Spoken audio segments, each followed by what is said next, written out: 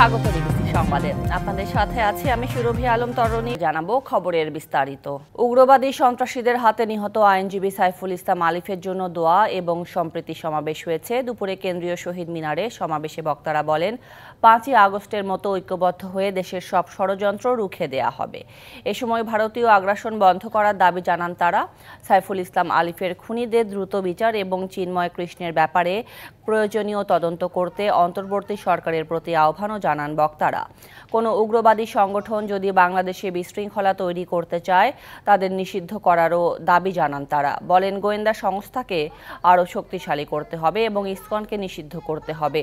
ধর্ম বর্ণ নির্বিশেষে জাতীয় ঐক্য গড়ে তোলারও আহ্বান জানানো হয় সমাবেশ থেকে।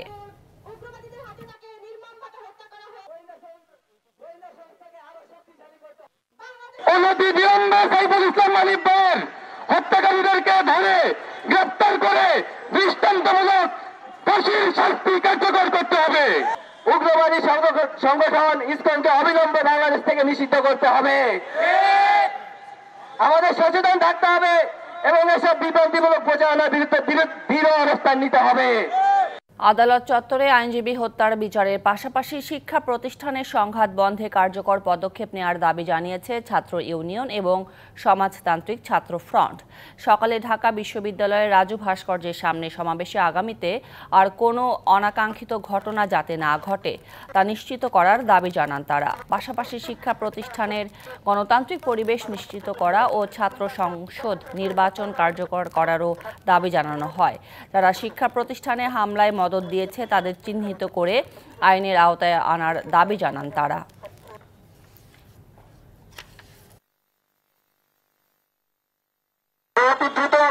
যারা এই শিক্ষা প্রতিষ্ঠানগুলোতে হামলা চালিয়েছে এবং যারা মদত দিয়েছে তাদেরকে চিহ্নিত করে আইনের আওতায় নিয়ে আসতে হবে। যারা উস্কানিদাতা, যারা মদতদাতা তাদেরকে চিহ্নিত করবেন, বিচার করবেন এবং আগামীতে যাতে এই ধরনের কোনো ঘটনা না ঘটে সেই বিষয়টা নিশ্চিত করবেন। মানুষের যে বৈষম্য সৃষ্টি হয়েছে পাহাড় সম, সেই বৈষম্যকে আমরা বিরোধ করতে চেয়েছি। আমাদের বুকে আশা আছে, আমাদের বুকে স্বপ্ন আছে, সেই স্বপ্ন নিয়েই আমরা রাজপথে লড়াই করছি। সাম্প্রদায়িক দাঙ্গা সৃষ্টি করতে পরিকল্পিতভাবে চট্টগ্রামে আইনজীবীকে হত্যা করা হয়েছে বলে মন্তব্য করেছেন গণ অধিকার পরিষদের সভাপতি নুরুল হক নূর। দুপুরে রাজধানীর কাকরাইলে ডিপ্লোমা ইঞ্জিনিয়ার্স ইনস্টিটিউটে এক অনুষ্ঠানে এমন মন্তব্য করেন তিনি। নুরুল হক বলেন, চট্টগ্রামের ঘটনা মর্মান্তিক ও বর্বর। এই হত্যাকাণ্ডে তাদের হিংস্রতার পরিচয় পাওয়া গেছে। এই ঘটনা নিয়ে ইন্ডিয়ান গণমাধ্যম মিথ্যাচার করছে বলেও মন্তব্য করেন নূর। এসব বিষয়ে সবাইকে সতর্ক থাকার আহ্বান জানান তিনি। বাংলাদেশ সিটি ও পৌর কাউন্সিলর অ্যাসোসিয়েশন আয়োজিত এই অনুষ্ঠানে ছাত্র গণহত্যা ও বৈষম্য বিরোধী সিটি ও পৌর কাউন্সিলরদের জনস্বার্থে পুনর্বহালের দাবি জানান তারা। এই অভিযোগে শাহবাগ থেকে শুরু করে চট্টগ্রাম কয়েকটি জায়গায় তারপরে বিভিন্ন তার অনুসারী যারা তারা বিক্ষোভ দেখাতে পারে, প্রতিবাদ করতে পারে। কতটা হিংস্র হলে, জঙ্গলি স্বভাবের হলে এইভাবে একজন আইনজীবী সরকারি নিয়োগকৃত এপিপি তাকে হত্যা করলো। এবং কাণ্ডটা দেখেছেন ইন্ডিয়ান মিডিয়াগুলোতে, কোনো মিডিয়া বলছে যে তাকে হিন্দু বলে আপনার হত্যা করা হয়েছে। সুপরিকল্পিতভাবে কতিপয় দুর্বৃত্ত এই ঘটনা ঘটিয়েছে একটা সাম্প্রদায়িক দাঙ্গা লাগানোর জন্য, যে এটা অলডে সেল করার জন্য।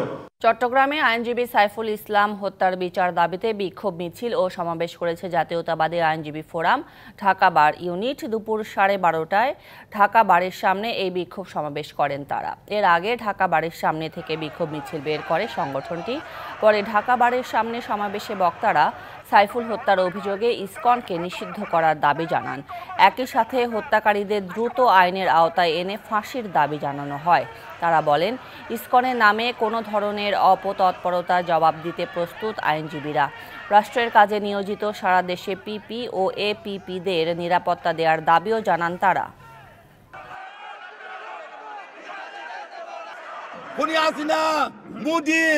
অমিত শাহর ষড়যন্ত্রে এই চট্টগ্রামে সেই সাধু চিন্ময়ের নেতৃত্বে গতকাল এই চিন্ময়ের নির্দেশে এই হত্যাকাণ্ড ঘটানো হয়েছে। তাকে 1 নম্বর আসামি করে, অন্যদেরকে আসামি করে 7 দিনের ভিতরে চার্জশিট দিয়ে এই সংগঠনকে অযোগ্য নিষিদ্ধ ঘোষণা করে দেশে শান্তি প্রতিষ্ঠা করবে। এদিকে ইসকন ইস্যুতে সরকারের অবস্থান ও দেশের সার্বিক পরিস্থিতি আগামীকালকের মধ্যে জানাতে অ্যাটর্নি জেনারেলকে নির্দেশ দিয়েছে হাইকোর্ট। এ নিয়ে দেশের আইন শৃঙ্খলা পরিস্থিতির যেন অবনতি না হয় সে বিষয়ে সরকারকে সতর্ক থাকতে বলা হয়েছে। সকালে বিচারপতি ফারাহ মাহবুব ও বিচারপতি দেবাশিস রায়ের বেঞ্চ এই নির্দেশনা দেন। এর আগে ইসকন নিষিদ্ধ চেয়ে হাইকোর্টে আবেদন করেন এক আইনজীবী। এর পরিপ্রেক্ষিতে আদালত রাষ্ট্রপক্ষের কাছে জানতে চায় ইসকন সংগঠনটি কাদের, এরা থেকে এসেছে। উত্তরে অ্যাটর্নি জেনারেল বলেন, এটি কোনো রাজনৈতিক দল নয়, এটি একটি ধর্মীয় মৌলবাদী সংগঠন। তাদের বিষয়ে এরই মধ্যে যাচাই বাছাই করে দেখছে সরকার।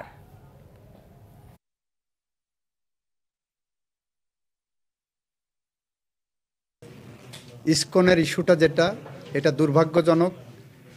যে আইনজীবী এটা এনেছেন তার হৃদয়ে যে রক্তক্ষরণ হচ্ছে, এই রক্তক্ষরণ বাংলাদেশের 18 কোটি মানুষের হৃদয়েই হচ্ছে। এটা অনাকাঙ্ক্ষিত ঘটনা। এই ঘটনা একটি ক্রিমিনাল অফেন্স। সরকার গুরুত্ব সহকারে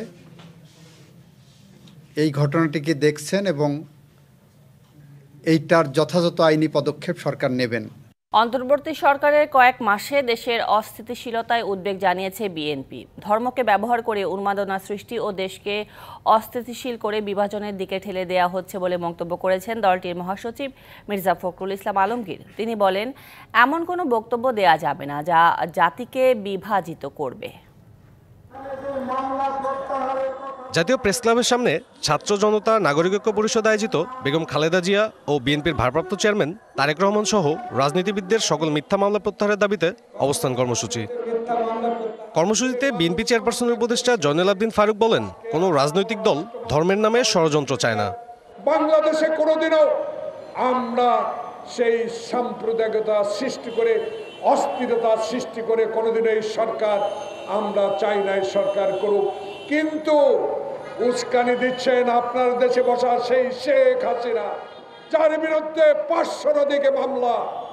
জাতীয় প্রেস ক্লাবে স্বৈরাচারের পতন, গণতান্ত্রিক আন্দোলন ও রাষ্ট্র গঠনে চিকিৎসক সমাজের ভূমিকা শীর্ষক আলোচনা সভায় বিএনপি মহাসচিব মির্জা ফখরুল ইসলাম আলমগীর অন্তর্বর্তীকালীন সরকারের এই অল্প দিনেই দেশের এমন অস্থিরতায় উদ্বেগ প্রকাশ করেন। নিন্দা জানান প্রথম আলো, ডেইলি স্টার সহ গণমাধ্যমে হামলার। 3 মাসও যায়নি, এখন একজন আরেকজনের বুকে রক্ত ঝরাচ্ছে। 3 মাসও যায়নি, এখন পত্রিকা অফিস পুড়িয়ে দেওয়া হচ্ছে, আক্রমণ করছে। কোন বাংলাদেশ? আমরা কি 5 তারিখের আগেই বাংলাদেশকে চিনতাম? কোথায় সমস্যাটা, কোথায়? আমি বলেন, জাতিকে যারা বিভাজনের দিকে ঠেলছে তারা মিত্র নয়, শত্রু। আপনি চিন্তা করতে পারেন ধর্মকে কেন্দ্র করে কি উন্মাদনা শুরু হয়েছে বাংলাদেশে। আপনারা গভীরভাবে চিন্তা করবেন, যা আজকে বিভাজনের দিকে ঠেলছে, অনেকের দিকে ঠেলছে, তারা আমাদের আসলে শত্রু না মিত্র। বিএনপি গণতন্ত্রে বিশ্বাস করে জানিয়ে সব ষড়যন্ত্র মোকাবিলায় মানুষকে ঐক্যবদ্ধ থেকে প্রতিরোধ গড়ে তোলার আহ্বান জানান বিএনপি মহাসচিব। বিভাজনের কাছে আপনারা কখনো মাথা নোয়াবেন না। Sabbir Roj, DBC news, Dhaka. Zia charitable trust দুর্নীতি মামলায় বিএনপি চেয়ারপারসন বেগম খালেদা জিয়া সহ সব আসামিকে খালাস দিয়েছে আদালত। এর রায়ে 7 বছরের দণ্ড থেকে খালাস পেলেন বেগম জিয়া। এছাড়া বড়পুকুরিয়া কয়লা খনি দুর্নীতি মামলা থেকেও বেগম খালেদা জিয়া সহ 3 জনকে অব্যাহতি দিয়েছেন আদালত। এর আগে জিয়া অরফানেজ ট্রাস্ট মামলায়ও খালাস দেয় হাইকোর্ট। এ নিয়ে দুর্নীতির 3টি মামলায় আইনিভাবে মুক্ত হলেন সাবেক প্রধানমন্ত্রী। 2018 সালের 29 অক্টোবর জিয়া চ্যারিটেবল ট্রাস্ট দুর্নীতি মামলায় বিএনপি চেয়ারপারসন বেগম খালেদা জিয়াকে 7 বছরের সশ্রম কারাদণ্ড দেয় ঢাকার 5 নম্বর বিশেষ আদালত। করা হয় 10 লাখ টাকা জরিমানা। অভিযোগ আনা হয় বেগম খালেদা জিয়া প্রধানমন্ত্রীর ক্ষমতার অপব্যবহার করে ট্রাস্টের টাকা আত্মসাৎ করেছেন। রায়ের বিরুদ্ধে হাইকোর্টে আপিল করেন খালেদা জিয়ার আইনজীবীরা। 6 বছর পর আপিল শুনানির উদ্যোগ নেন বেগম খালেদা জিয়ার আইনজীবীরা। বুধবার বিচারপতি এ.কে.এম. আসাদুজ্জামান ও বিচারপতি সৈয়দ এনায়েত হোসেনের হাইকোর্ট বেঞ্চে আপিল শুনানির পর সব আসামিকে খালাস দেওয়া হয়। দুদক বুঝাতে চেয়েছেন যে বেগম খালেদা জিয়া তার ক্ষমতার অপব্যবহার করেছেন। কোনো এভিডেন্স আসে নাই যে বেগম খালেদা জিয়া তার ক্ষমতার অপব্যবহার করেছেন। রাজনৈতিকভাবে হেয় করতে বেগম খালেদা জিয়াকে দণ্ড দেয়া হয়, অভিযোগ করেন তার আইনজীবীরা। দেশনেত্রী বেগম খালেদা জিয়াকে রাজনৈতিকভাবে হয়রানি করার জন্য এবং দলকে ক্ষতিগ্রস্ত করার জন্য এই অসৎ উদ্দেশ্য নিয়ে মামলাটা দায়ের করেছিলেন। তখন তিনি বলেছিলেন, এই মামলায় আমি নির্দোষ, যারা অবিচার করবে তারাও একদিন বিচারের মুখোমুখি হবেন। তো আজকে দেশনেত্রী বেগম খালেদা জিয়া 2018 সনের সেই আর্জ আজকে প্রমাণিত হয়েছে। এ নিয়ে দুদকের আইনজীবী জানান, বেগম খালেদা জিয়া ট্রাস্ট থেকে কোনো টাকা আত্মসাৎ করেননি, অভিযোগ সঠিক ছিল না। টোটাল কেসে 32 সাক্ষীর মধ্যে শুধু এফআইআর বা চার্জে বললেই হবে না ক্ষমতার অপব্যবহার, এইটাকে সাক্ষী দিয়ে প্রমাণ করতে হবে। টোটাল কেসে একটা কোথাও না যে ক্ষমতার অপব্যবহার হয়েছে। 5ই আগস্ট শেখ হাসিনা সরকারের পতনের পর 6ই আগস্ট রাষ্ট্রপতি বেগম খালেদা জিয়াকে দুর্নীতি 2টি মামলায় দণ্ড মওকুফ করেন। এরপর আদালত থেকে বিচারিকভাবে বেগম খালেদা জিয়াকে মুক্ত করার সিদ্ধান্ত নেওয়া হয়। Daud Khan, DBC news, Dhaka. এদিকে উন্নত চিকিৎসায় যুক্তরাষ্ট্র যেতে ভিসার জন্য ঢাকায় মার্কিন দূতাবাসে আঙুলের ছাপ দিয়েছেন বিএনপি চেয়ারপারসন বেগম খালেদা জিয়া। দুপুর 2টা 22 মিনিটে নিজ বাসভবন ফিরোজা থেকে দূতাবাসে যান তিনি। ডিসেম্বরের শুরুর দিকে বিএনপি চেয়ারপারসন যুক্তরাজ্য যাবেন। লন্ডনে রয়েছেন তার বড় ছেলে বিএনপির ভারপ্রাপ্ত চেয়ারম্যান তারেক রহমান। যুক্তরাজ্য থেকে পরে উন্নত চিকিৎসার জন্য যুক্তরাষ্ট্র বা জার্মানিতেও যেতে পারেন বেগম জিয়া। এজন্য যুক্তরাষ্ট্রের ভিসার জন্য আবেদন করেন তিনি। 78 বছর বয়সী সাবেক এই প্রধানমন্ত্রী দীর্ঘদিন ধরে আর্থ্রাইটিস, ডায়াবেটিস, উচ্চ রক্তচাপ, কিডনি, হৃদরোগ ও লিভার সিরোসিস সহ নানান রোগে ভুগছেন। অতীতে নির্বাচনে কোটি টাকার বিনিময়ে মনোনয়ন বাণিজ্য, পক্ষপাত দুষ্ট ব্যক্তিদের দিয়ে নির্বাচন পর্যবেক্ষণ সহ নানা অনিয়ম ছিল, এমন অভিযোগ করেছেন নির্বাচন ব্যবস্থা সংস্কার কমিশনের প্রধান বদিউল আলম মজুমদার। বলেন, এসব অনিয়ম বন্ধে জোর সুপারিশ করবে কমিশন।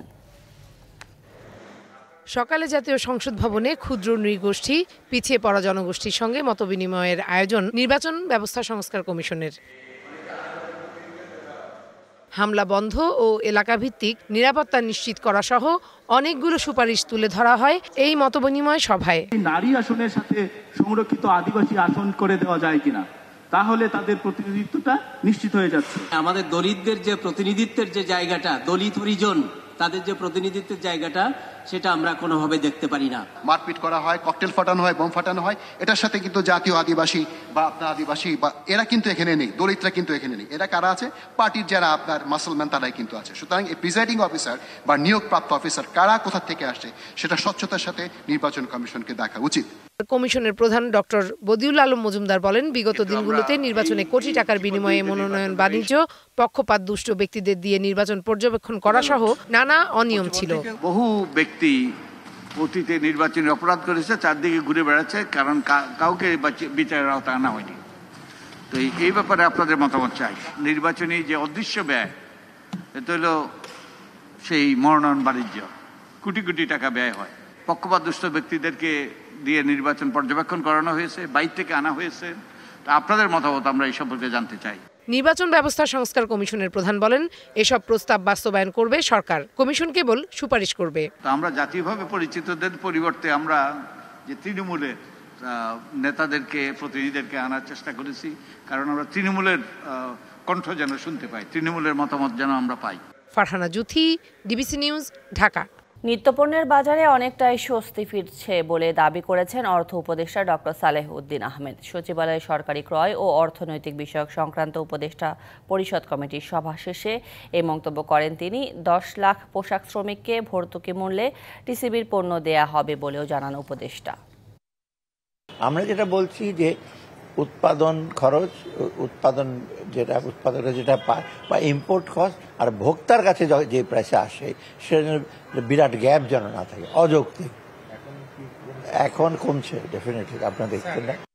এদিকে রমজানে বাজারে দুধ, ডিম, মাছ, মাংসের যেন কোনো ঘাটতি না থাকে সেজন্য সরবরাহ বাড়ানোর উদ্যোগ নেওয়া হয়েছে বলে জানিয়েছেন মৎস্য ও প্রাণী সম্পদ উপদেষ্টা ফরিদা আখতার। মন্ত্রণালয়ের 100 দিনের কার্যের অগ্রগতি তুলে ধরতে সংবাদ সম্মেলনে কথা জানান উপদেষ্টা। হাঁসের ডিম, কোয়েলের ডিমও যুক্ত করে উনি বলছেন 6 কোটি আমাদের। আসলে তো হাঁসের ডিমও তো আমরা অ্যাড করতে পারি। হ্যাঁ, ঢাকায় যে দামের ব্যাপারটা ওটা সবটা মানে স্বাভাবিক না, এটার মধ্যে সিন্ডিকেট অবশ্যই আছে, হাত বদল আছে। বকেয়া বেতনের দাবিতে আজও আশুলিয়ার নবীনগর চন্দ্রা মহাসড়ক অবরোধ করেন 4 বছর আগে বন্ধ হয়ে যাওয়া ঢাকা ইপিজেডের লেনি ফ্যাশন ও লেনি অ্যাপারেলসের শ্রমিকরা। সকাল থেকে ঢাকা ইপিজেডের সামনে নবীনগর চন্দ্রা মহাসড়কে এই অবরোধ কর্মসূচি শুরু করেন শ্রমিকরা।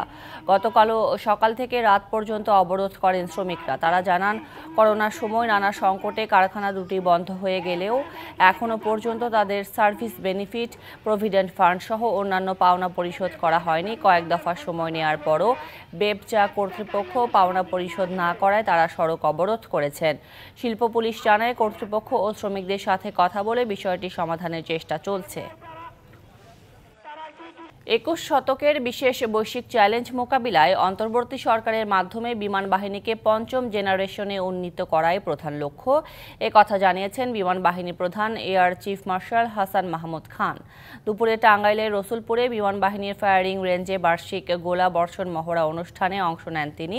জানান, দেশের যে কোনো প্রয়োজনে 24 ঘন্টা প্রস্তুত থাকে বিমান বাহিনী, তবে প্রধান ভূমিকা হচ্ছে দিগন্ত, স্থল ও জলে যে কোনো আঘাত প্রতিহত করা। মহড়ার মূল উদ্দেশ্য হচ্ছে সক্ষমতা যাচাই করা। মহড়ায় উদ্ধার অভিযান সহ বিভিন্ন ধরনের রণকৌশল পর্যবেক্ষণ করেন বাহিনীর প্রধান। পরে MiG-29 যুদ্ধ বিমান বাহিনীর প্রধানকে সালামের মাধ্যমে মহড়ার কার্যক্রম শেষ করে। অনুষ্ঠানে সেনা, নৌ, বিমান বাহিনী এবং বিভিন্ন মন্ত্রণালয় ও প্রশাসনের উচ্চপদস্থ কর্মকর্তারা উপস্থিত ছিলেন।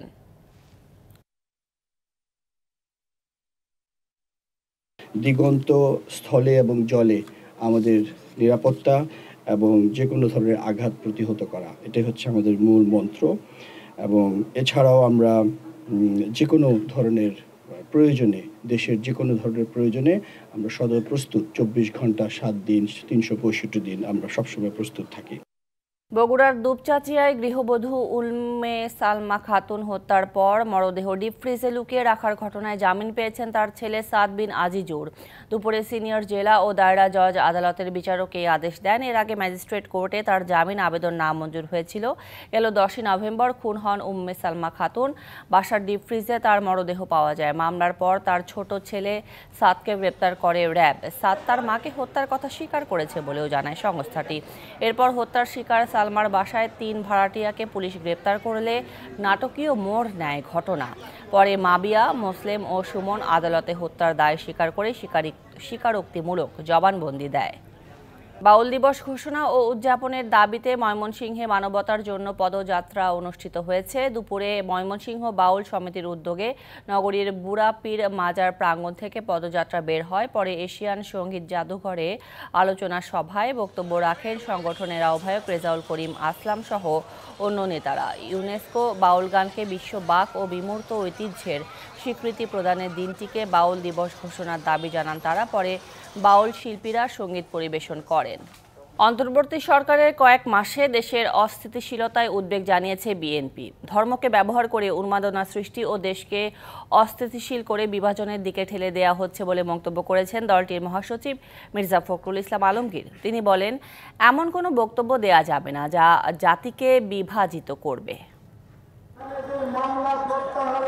জাতীয় প্রেস ক্লাবের সামনে ছাত্র জনতা নাগরিক ঐক্য পরিষদ আয়োজিত বেগম খালেদা জিয়া ও বিএনপির ভারপ্রাপ্ত চেয়ারম্যান তারেক রহমান সহ রাজনীতিবিদদের সকল মিথ্যা মামলা প্রত্যাহারের দাবিতে অবস্থান কর্মসূচি। কর্মসূচিতে বিএনপি চেয়ারপারসনের উপদেষ্টা জয়নুল আবদিন ফারুক বলেন, কোনো রাজনৈতিক দল ধর্মের নামে ষড়যন্ত্র চায় না। বাংলাদেশে কোনোদিনও আমরা সেই সাম্প্রদায়িকতা সৃষ্টি করে, অস্থিরতা সৃষ্টি করে কোনোদিনও এই সরকার আমরা চাই না এই সরকার করুক। কিন্তু উস্কানি দিচ্ছেন আপনার দেশে বসা সেই শেখ হাসিনা, যার বিরুদ্ধে 500 দিকে মামলা। জাতীয় প্রেস ক্লাবে স্বৈরাচারের পতন, গণতান্ত্রিক আন্দোলন ও রাষ্ট্র গঠনে চিকিৎসক সমাজের ভূমিকা শীর্ষক আলোচনা সভায় বিএনপি মহাসচিব মির্জা ফখরুল ইসলাম আলমগীর অন্তর্বর্তীকালীন সরকারের এই অল্প দিনেই দেশের এমন অস্থিরতায় উদ্বেগ প্রকাশ করেন। নিন্দা জানান প্রথম আলো, ডেইলি স্টার সহ গণমাধ্যমে হামলার। 3 মাসও যায়নি, এখন একজন আরেকজনের বুকে রক্ত ঝরাচ্ছে। 3 মাসও যায়নি, এখন পত্রিকা অফিস পুড়িয়ে দেওয়া হচ্ছে, আক্রমণ করছে। কোন বাংলাদেশ? আমরা কি 5 তারিখের আগেই বাংলাদেশকে চিনতাম? কোথায় সমস্যাটা, কোথায়? আমি বলেন, জাতিকে যারা বিভাজনের দিকে ঠেলছে তারা মিত্র নয়, শত্রু। আপনি চিন্তা করতে পারেন ধর্মকে কেন্দ্র করে কি উন্মাদনা শুরু হয়েছে? বাংলাদেশে আপনারা গভীরভাবে চিন্তা করবেন যে আজকে বিভাজনের দিকে ছিলছে, অনেকের দিকে ছিলছে, তারা আমাদের আসলে শত্রু না মিত্র। বিএনপি গণতন্ত্রে বিশ্বাস করে জানিয়ে সব ষড়যন্ত্র মোকাবিলায় মানুষকে ঐক্যবদ্ধ থেকে প্রতিরোধ গড়ে তোলার আহ্বান জানান বিএনপি মহাসচিব। বিভাজনের কাছে আপনারা কখনো মাথা নোয়াবেন না। Sabbir Roj, DBC news, Dhaka. হেমন্তে সকালে অপরূপ রূপ খেলা করে পাহাড়ে। কুয়াশার পর্দা ভেদ করে ভেসে বেড়ায় মেঘের ভেলা। ভোরের সূর্যের আলো হালকা লালচে রঙে ঝিলিক দিলেই শুরু হয় জীবনযুদ্ধ। এর মাঝেও প্রকৃতির রূপ উপভোগ আর রসনা বিলাসেই পূর্ণতা মেলে মানব সত্তার। শীতের পরশ লাগছে গায়ে, উষ্ণতা বিলীন হয়েছে চুপিসারে। মেঘের ওরাওরি পাহাড়ে পাহাড়ে। কুয়াশার চাদর ভেদ করে আলগোছে মুখ তুলে রবির কিরণ জানান দিচ্ছে উপস্থিতি। ততক্ষণে মন ভিজেছে মিহি কুয়াশায়। সেই মায়া জড়ানো সকালে রাখালের ছোটাছুটি গরু ছাগলের পাল নিয়ে। আড়মোড়া ভেঙে শিশির ভেজা কাক ভরে ফসলের মাঠে কিষানের চাঞ্চল্যের আরম্ভ তখন থেকেই। হিমমাখা সকালে প্রাণ ভরে দেওয়া আবহাওয়া আর পাহাড়ি জনপদে শরীরচর্চার দৃশ্যও চোখে পড়ার মতো। মেঘ এবং কুয়াশার হাতছানি। সকালবেলা মর্নিং ওয়াক করতে বের হই। এই শীতের সকালে মর্নিং ওয়াক করলে সারাটা দিন খুব সতেজ যাই। কুয়াশাচ্ছন্ন সকালে বলে হাঁটার মজাই আলাদা, তাই আমরা প্রতিদিন সকালে হাঁটতে বের হই। এত সব আয়োজনের সাথে পাহাড়ি পিঠায় জমে ওঠে রসনা বিলাস। কুয়াশা ঘেরা সকাল দিয়ে শুরু। দিনমান সমস্ত আয়োজনের পর বিকেল নেমে আসে ক্লান্ত অবসন্ন অবয়বে। তখন সবকিছু বড়ই নিস্তরঙ্গ। সন্ধ্যার পর অন্ধকার গ্রাস করার আগেই পথিক পৌঁছে যেতে চায় গন্তব্যে। লিখনকান্তি ভৌমিক, ডিবিসি নিউজ ডেস্ক। সংবাদে এই ছিল এখনকার মতো। ডিবিসি নিউজের সংবাদগুলো পড়তে ভিজিট করুন dbcnews.tv আর ভিজিট করুন ডিবিসি নিউজের ফেসবুক পেজ এবং ইউটিউব চ্যানেল। সঙ্গেই থাকুন।